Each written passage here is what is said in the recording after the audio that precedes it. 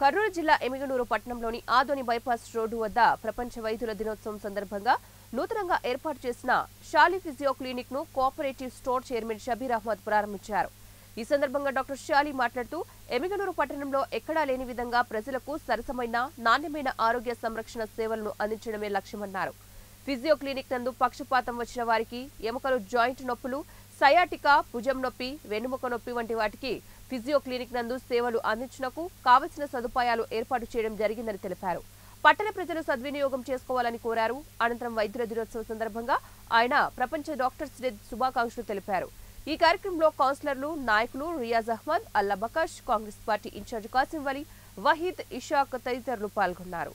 ఎముకలు ఆపరేషన్ అయిన తర్వాత దాని రీహాబిలిటేషన్ అంటే నార్మల్ మూమెంట్ రావాలంటే బ్యాక్ పెయిన్, మరి neck pain, cervical spondylosis, sciatica ఇలాంటివన్నీ ఇక్కడ ట్రీట్మెంట్ నడుస్తుంది.